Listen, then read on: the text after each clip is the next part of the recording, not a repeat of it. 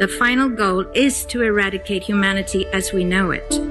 Once you understand the final destination, it becomes much easier to look back and identify the psychological conditioning, the biological tampering, the cultural grooming, and the educational prepping that we have been subjected to for decades in preparation to making us accept a post-human future.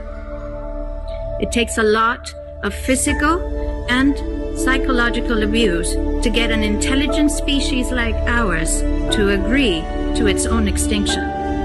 Most, if not all, that has transcended in the last 60 years was designed to get us closer to accepting such a dystopian reality. Whether you care to accept it or not, we live in a hyper-controlled matrix where our perception of reality is meticulously planned, managed, and executed in order to control and steer us in whichever direction they wish. And the direction is a post-human world. For this, they first needed to destabilize, dehumanize, and demoralize humanity through every means possible.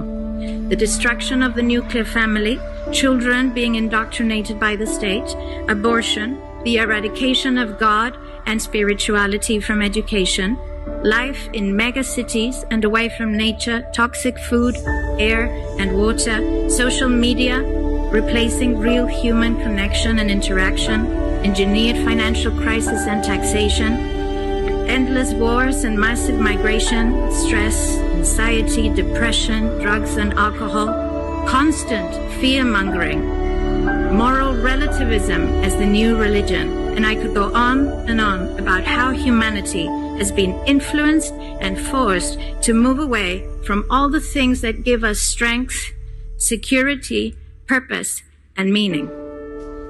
A weak, immoral, disconnected, ignorant, and unhealthy population is an easy target for the next stage, the creation of an entire generation of androgynous beings. Masculinity is under attack psychologically, culturally, and biologically. Women are being replaced in sports, entertainment, and politics by men pretending to be women, and children are being indoctrinated at school to think that gender is a choice. The transgender movement is not a grassroots movement. It comes from the top.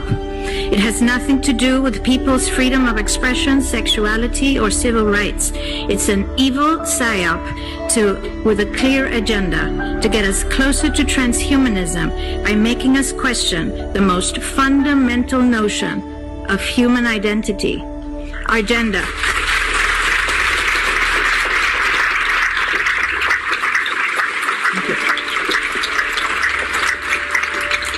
If you don't know who you are, if you already identify as a hybrid between a man and a woman, you will be easily convinced to become a hybrid between human and machine. Gender ideology is the 2 + 2 = 5 from George Orwell's 1984 dystopian novel. It's the final test to see whether we will follow the most absurd party line towards our own extinction. But 2 + 2 = 4. And no matter how you choose to dress, call yourself, or change your physique, will not change that. The sad reality, though, is that in the gaslighting process to get us closer to a post-human future, they have mentally and physically harmed an increasing number of children and young people, and it's only getting worse. This must be stopped.